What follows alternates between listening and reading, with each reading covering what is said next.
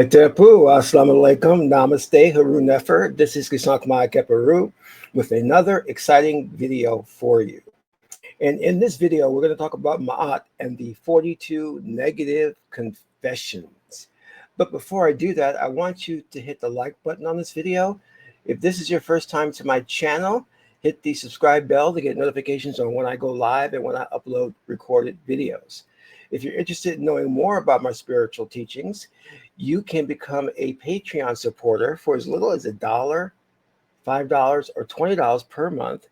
There's no obligation. You can cancel at any time, and your support will get you access to exclusive videos on the Egyptian spiritual system that will teach you how to meditate, to properly breathe, how to contact your ancestors, how to do a ritual, how to create a magical amulet. Oh, amulet, not amulet. And also, we do have special series that we run, like ancestral curses, how to get rid of those, and the Bible, decoding the Bible. So become a Patreon supporter today. Last but not least, share this video with family and friends so that we can get the revolution started. So before we go into today's topic, I want to talk about the Magick classes. Now, we held these last year, and it was very successful. So we're going to do it again coming soon this year. Actually, in about 2 weeks, classes are starting up. And if you're interested in learning about the Kemetic Egyptian spiritual system, you can sign up for Magick classes, and they're taught by myself and another student of mine. And it goes deep into a lot of things like performing a ritual, how to manifest things in your life like love, a mate, good luck, money, things of that nature. You're going to be taught like some very, very deep magical stuff that's really going to help enhance your life. But of course, we'll have classes on meditation and oracles and things of that nature. Now, here's the best part about this. The classes are free. All you have to do is email me at qesankh@gmail.com and tell me why you think that you should be in Magick Class and what you intend to do with this secret knowledge. And I'm going to actually put the email address in the description box as well. So I believe the deadline for registration is Sunday the 26th. So send me that email right away. And like I said before, the classes are free. It's very strict. So you're going to have to make sure you attend classes and do the homework assignments. And what's going to happen when you complete the course, you're going to get a certification, and you're also going to be a different person. For once in your life, you're going to be empowered. You're going to have knowledge to help you in situations. Because the one thing is, we're here in this existence on Earth and our 3D, and we are almost powerless. And this is because the global elite has taken away from you the knowledge of self, the knowledge that you are God man, God woman. So you encounter obstructions and things, and you don't know how to deal with them because this world is evil. I mean, the entire judicial system is set up against you. Corporate America is set up against you. You understand what I'm saying? The job market is set up against you. So how do you navigate through all of that? Well, you become God man and God woman, and you rely on your inner power, your magical abilities to get yourself out of difficult situations and to bring prosperity into your life. You don't have to live in really just dire circumstances. God wants you to prosper. And in order to do that, you must know thyself. You must come into a knowledge of the spiritual traditions of our ancestors. And the major Western religions are not going to help you. They're a con game. You have these mega churches that benefit only the preacher. It's designed to take money from you, make you more impoverished. And while your preacher lives in a luxurious lifestyle with jets and homes, look at it. You'll see it. These preachers are out of control. They have so much money. Whereas you and I will go buy a shoe from a noted shoe store, they can have a shoe designed specifically for them, a suit tailor made for them. And this is out of reach of most people who are giving their last dime in tithing to the church. This is not how it's supposed to be. Well, anyway, I digress. Let's get into the main topic of the day, which kind of like is related to this. When we look at the Christian religion, we understand that it's a book, the main book, the Bible, the Holy Bible, has a lot of holes in it, that Christians rely on to teach them right and wrong and what to do in life.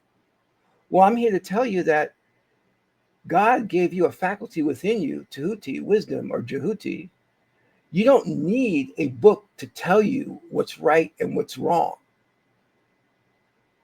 You don't need some preacher teaching you from a book that you can read and learn and understand yourself.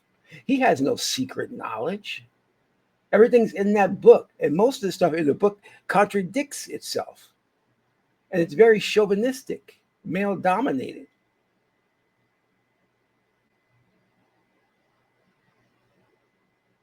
How is God a male of the father, but there is no mother?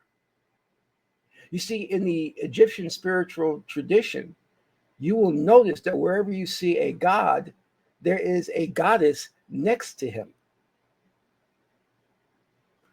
In fact, the Port Neteru, the tree of life that the Egyptians created as a roadmap to spiritual elevation, each deity, the male deity, has a female deity that accompanies him, usually his sister or his mate. And we're going to get into that a little bit. But I want you to understand that no one needs to write down some laws to teach you how to do right and how to do wrong. If they need to do that, then you're surely in trouble. Okay? You're in trouble. In fact, what you'll notice in ancient Africa, in the nations and the tribes, there was never any books or instruction. You would learn through osmosis, meaning you would see what everyone else is doing and you would follow.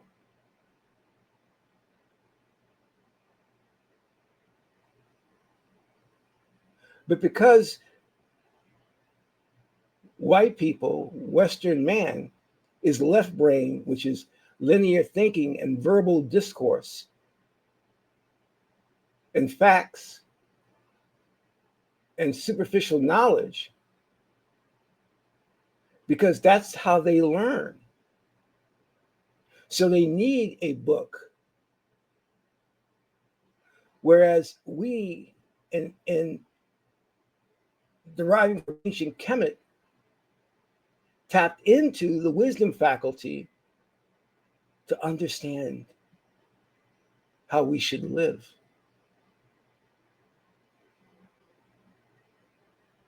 And one of the testaments to this is that when we look at Moses, who brought down the Ten Commandments after speaking with God in the mountain, one of those 10 commandments was, "Thou shalt not kill."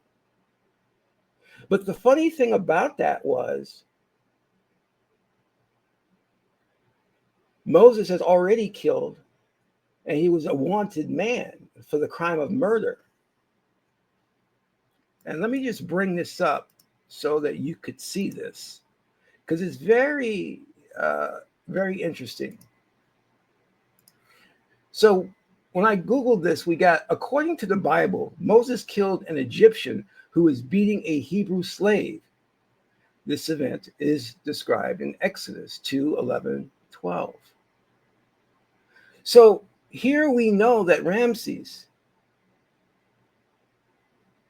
who sent his guards after Moses for the crime of murder, we note that this is before Moses came down from the mountain with the Ten Commandments. So that tells us there already were in Egypt laws against murder. Isn't that interesting? But yet we need a book to tell us not to murder.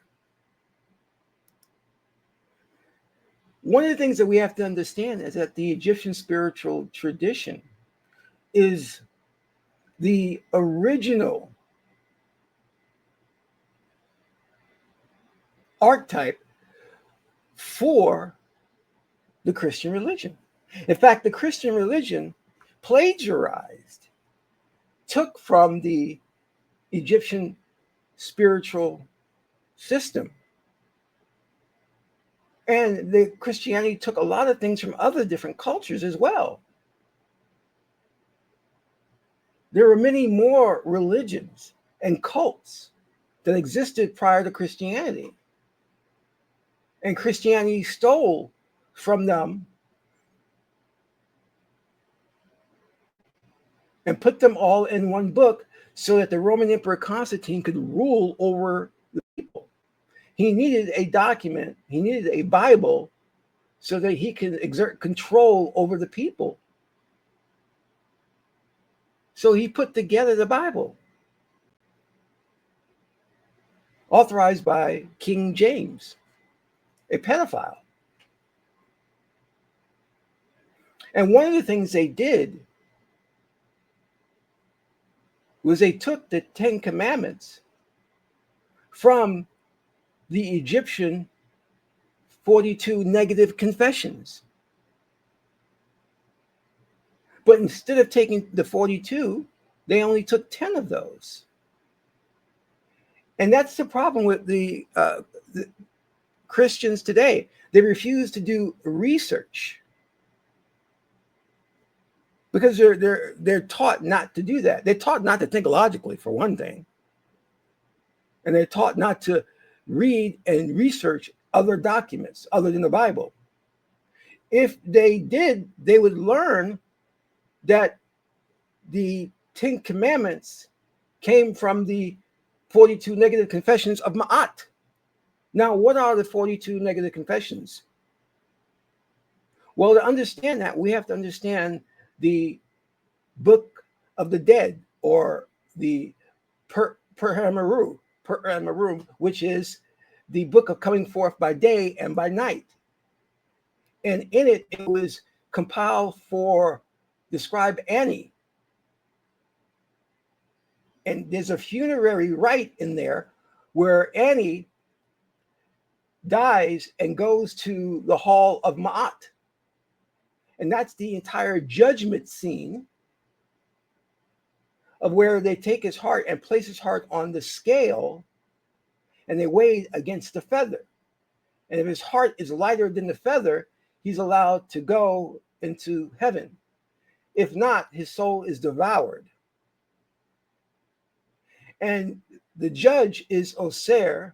Maat is there, goddess of truth, justice, and righteousness, balance, and reciprocity. And Sebek is there inspecting the scale. And this is where Christians get the idea of Judgment Day. So in the book of Coming Forth by Day and by Night, which was transcribed by Wallace Budge, you can actually get a copy of that. You will see for yourself the 42 negative confessions. Now, when you die and you go to the hall of Maat, you recite these negative confessions. And the reason it's called negative confessions is because it is saying these are things that you didn't do in life. you are reciting them. Like, for example, you would say, I have not committed murder. I have not committed adultery. And as I said before, the Christian religion took only 10 from that and put that into their Bible. And the one thing we have to understand is that our ancestors, the ancient Kemetic people, when they wanted to codify the idea of truth and justice, they used a woman, called her Maat. And she's typically depicted with the scale and the feather, showing that your heart weighs lighter than the feather and you're not heavy-hearted. And the great thing about this is that our ancestors were so advanced, we knew that something like the 10 Commandments has no reference, has no context to say, well, let's take a look at that. Let's take a look at it real quick.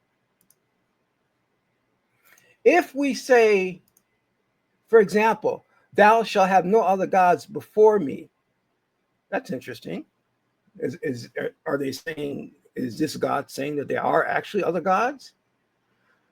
But let's look at this one. Thou shalt not kill. I mean, this is an absolute statement. But we know that there are times when one must kill, like to protect yourself or your family. So how do we determine when we should kill? I mean, this is really a blanket statement, and very generalized, just saying you should not kill. That's the end all and be all. But we knew, our ancestors knew, that there were times when you must kill. And they created this idea. Well, let's go through this real quick. I just want to take let's just go through this real quick again. The 10 Commandments: thou shalt have no other gods before me. Thou shalt not make unto thee any graven image. Thou shalt not take the name of thy Lord, the Lord thy God, in vain. Remember the Sabbath day, keep it holy. Honor thy mother and thy father. Thou shalt not kill. Thou shalt not commit adultery. Thou shalt not steal. Thou shalt not bear false witness against thy neighbor. Thou shalt not covet thy neighbor's house. Just 10 commandments. And this is supposed to cover every aspect of life, every situation. It can't. It's impossible.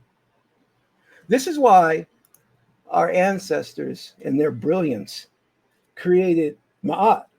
Maat is the law. You see? But how do you apply that law? How do you know when you should kill?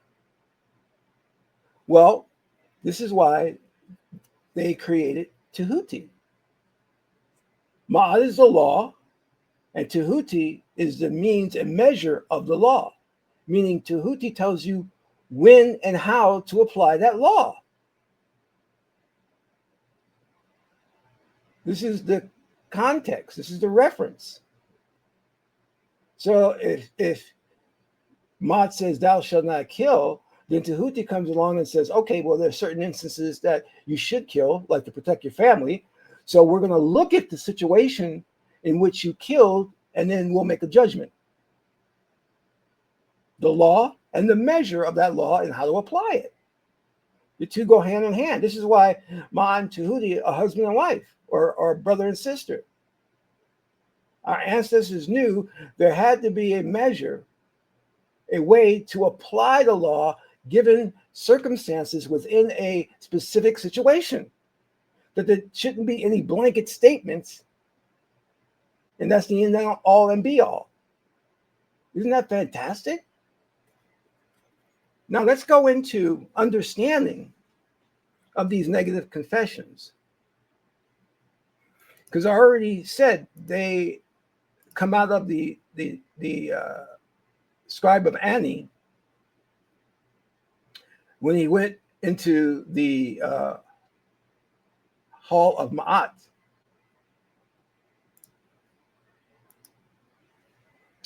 And I'm going to read a little bit about this here. Let me see if I can bring this up closer so you guys can actually see it better.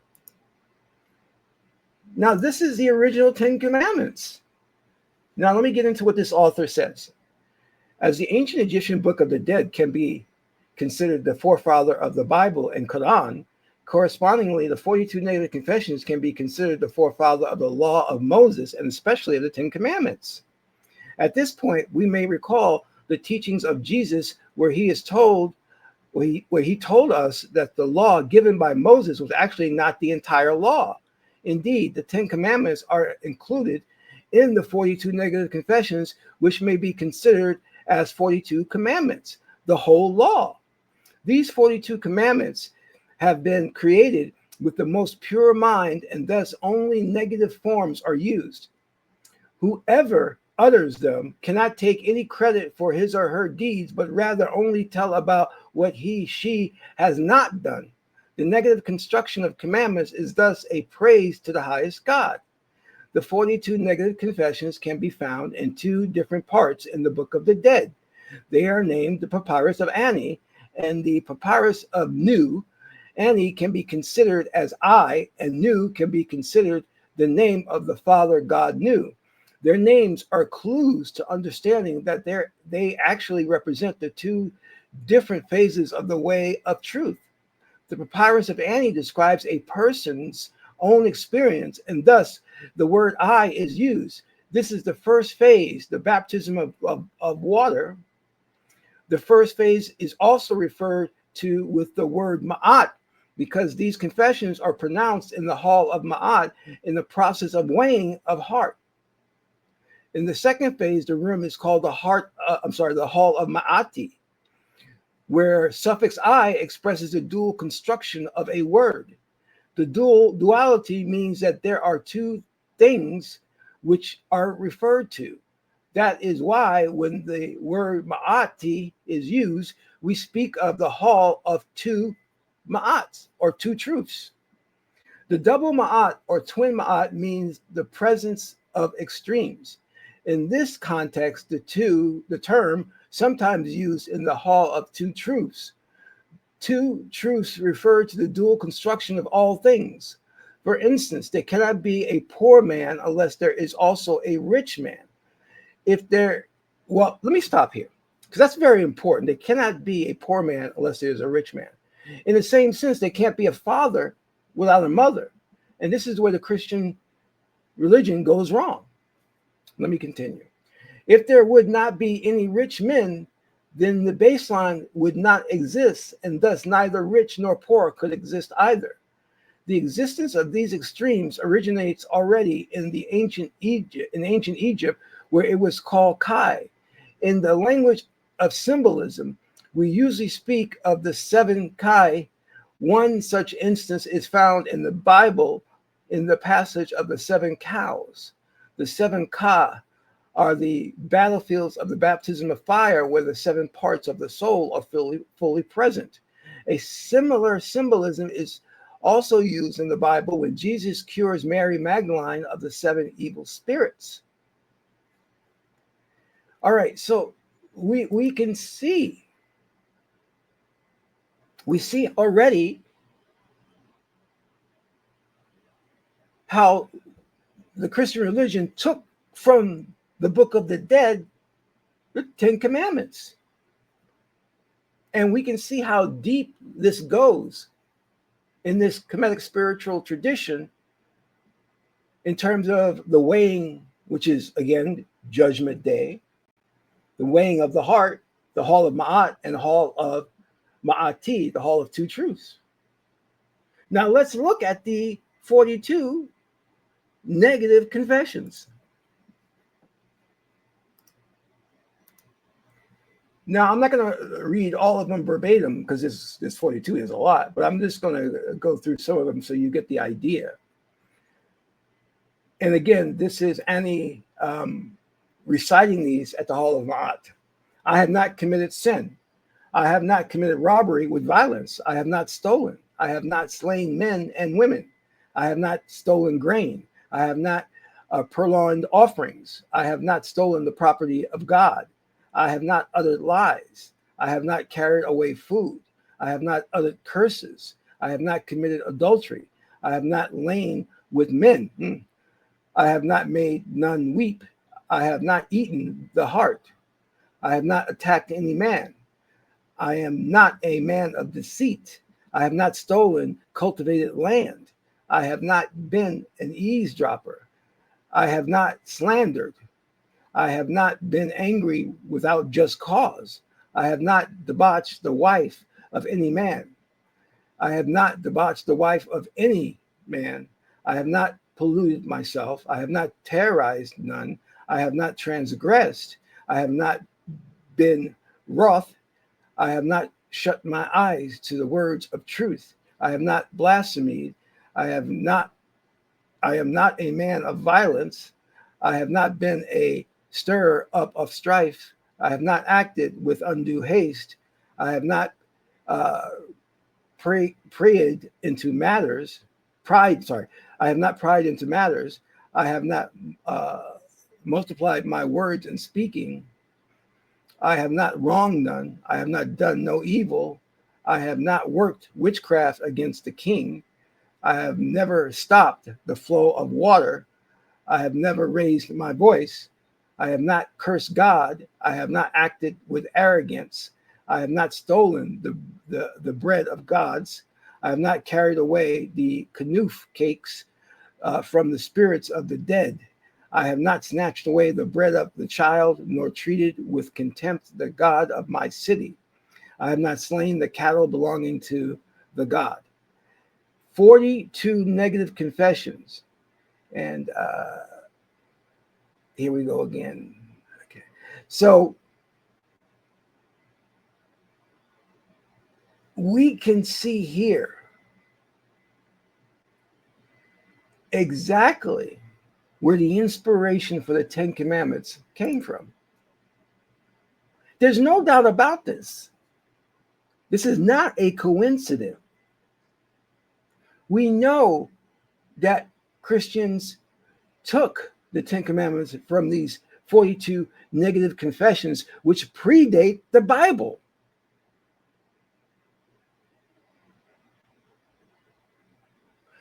And this is the problem that we face in our modern world. The dumbing down of the population. How these preachers and ministers keep the truth and information of the origin of the text of the Bible from the congregation. This also speaks to the ignorance of Christians in refusing to see the truth. It is bad enough that Christianity, the Bible, was used to enslave Black people. In fact, they would look at the slaves and find the one who had the best oratory skills, make him a minister, and then he would go from plantation to plantation preaching why slavery was good and why the slaves should not rebel. These are Christians who were doing this. And if you wanted to rebel, you were seen as psychologically damaged, that something was wrong with you because you should accept bondage, that it was scriptural. So knowing full well that Christians use this religion to enslave our people, how is it that modern Black people go to church and still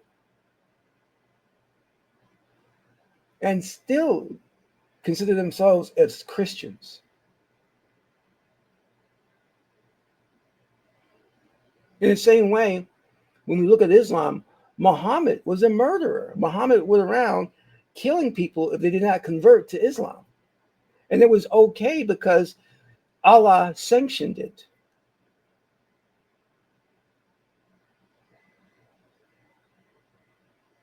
And Muhammad was never a real person.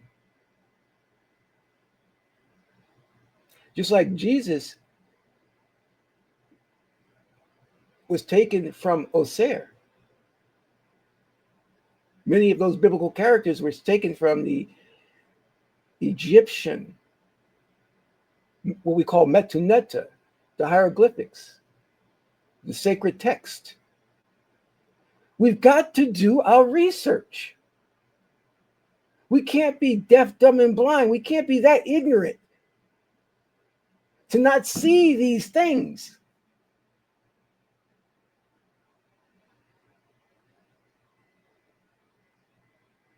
The Bible is plagiarized. If you just go and research and look at other cultures and their religion, you'll see an amalgamation. You'll see how Christianity extrapolated from all these other cultures and put them into their book. And then politically fought so that people would follow that book over all other religions.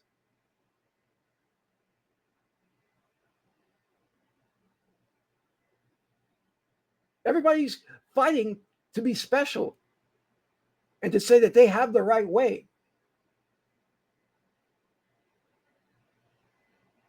That their religion is the best.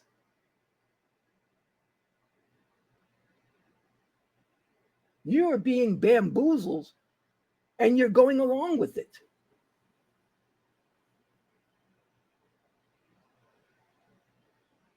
I want you to think about this and understand that you don't need a set of 10 commandments to know to do right or to do wrong or to whatever. You have that inherent faculty of Tahuti and Maat within you because these deities and God is within you. And by tapping into it, you then become the living likeness of God, God on earth. You gain access to special knowledge by tapping into the Akashic records. I don't need to have someone write something down, put it in the Quran to know, oh, I shouldn't do this. Oh, I shouldn't do that.